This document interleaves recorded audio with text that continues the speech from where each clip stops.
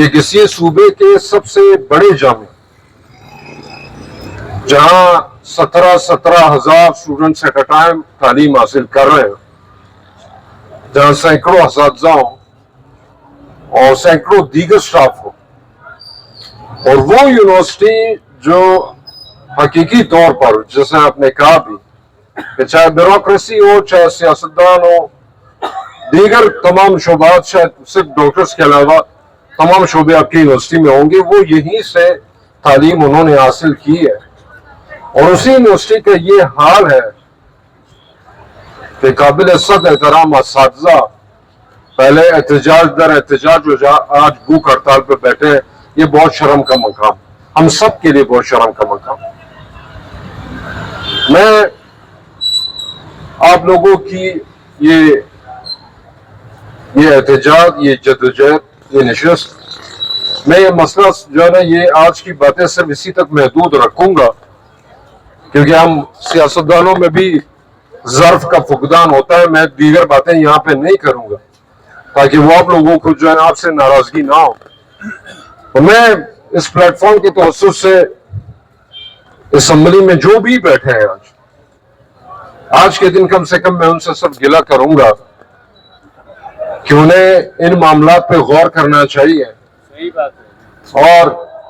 سنجیدگی کے ساتھ جلد از جلد اس کا حل نکالنا چاہیے۔ اس کے بعد جو ہے نا میں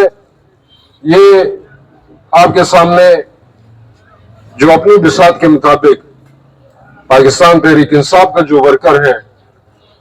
ان کی جتنی اوقات ہے، چاہے آپ اس کوئٹہ شہر میں کوئی احتجاج کرتے ہیں، کسی پریس کلب کے سامنے احتجاج کرتے ہیں، کسی اور شاہراہ پر احتجاج کرتے ہیں، اسلام آباد جانے کا فیصلہ کرتے ہیں،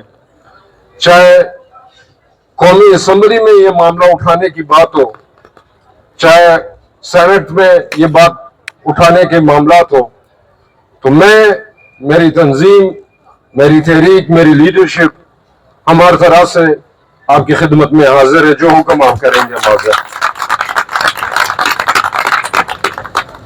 آپ دوست بے شک اس پہ جو بھی مراسلہ ہو وہ لکھیں، اگر آپ دوست کہیں گے ہم ساتھ چلیں گے اسلام آباد اور یہ معاملات وہاں پہ قومی اسمبلی اور سینٹ میں جو ہے نا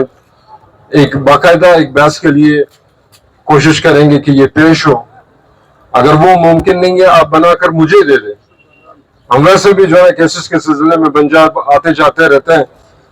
میری کوشش ہوگی بلکہ میرا وعدہ ہے کہ ہماری لیڈرشپ اس کو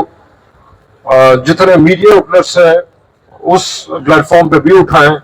اور انشاءاللہ اسمبلی اور سینٹ میں بھی اس پہ بات ہو، جو بلوچستان کے نمائندے ہیں وہ اس پہ جو ہے انشاءاللہ بات کریں گے۔ تو اس کے علاوہ بس یہی کہہ سکتا ہوں کہ قابل صد افسوس معاملات ہیں، ایسے ہم لوگوں نے ملک میں حالات پہلے نہ دیکھے تھے کہ ہم لوگوں نے یہاں پہ جو مذہبی روایات تھی وہ تو ترک کر دی ہیں، مورالٹی کے بھی جو معاملات تھے، مورل ویلیوز بھی وہ نہیں رہی ہیں، قانون کا بھی جو ہے نا کوئی احترام نہیں رہا ہے۔ تو قبائلیت کا بھی میں گلہ ہے مجھے ان لوگوں سے جو برسر اقتدار ہے، کہ پہلے ہوتا تھا کہ اس ملک میں ہر ایک کے فرائض معلوم تھے، ہر ایک کے حقوق معلوم تھے،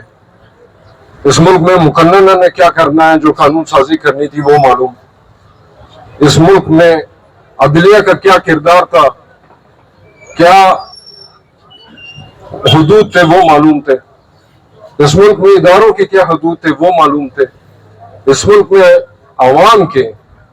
اس ملک میں کسی ملازم کے کیا حقوق تھے وہ معلوم تھے۔ لیکن اب تو ایک تو یہ معاشرہ برائے فروغ معاشرہ بن چکا ہے، اور دوسرا اس برائے فروغ معاشرے میں مفلس ہونا، یہ تو میرا خیال میں بہت بڑا ظلم ہے۔ یہاں ان اساتذہ کو استاد کا بہت بڑا درجہ اسلام نے بیان کیا ہے، باپ کا درجہ دیا، بلکہ بعض مقامات پہ والدین سے بھی جو ہے نا بڑا درجہ دیا۔ تو ظالم اگر کم سے کم اگر وہ باپ کا درجہ یا وہ تکریم نہیں دے سکتے تو کم سے کم ایک مزدور کی تکریم تو دے دیں کہ اس کے بارے میں بھی حکم ہے کہ مزدور کو پسینہ خشک ہونے سے پہلے اس کی مزدوری دے دینی چاہیے. تو بہت مخدوش حالات ہیں, ہمیں بہت افسوس ہے, اور ہم ہر پلیٹ فارم پہ آپ دوستوں کے ساتھ کھڑے ہیں. جو حکم آپ کریں گے ہم حاضر ہوں گے, جہاں تک جو ہے نا ہماری آواز پہنچ سکی ہم پہنچائیں گے. اور بہت امید ہے کہ میڈیا پہ, کیونکہ یہ خدا کا خوف تو ہم سے چلا گیا, مخلوق سے پھر بھی ان لوگوں کو شاید وہ بھی ابہام ہے, تھوڑی بہت شرم ہو. تو ہمارے پلیٹ فارم پہ انشاءاللہ میں کوشش کروں گا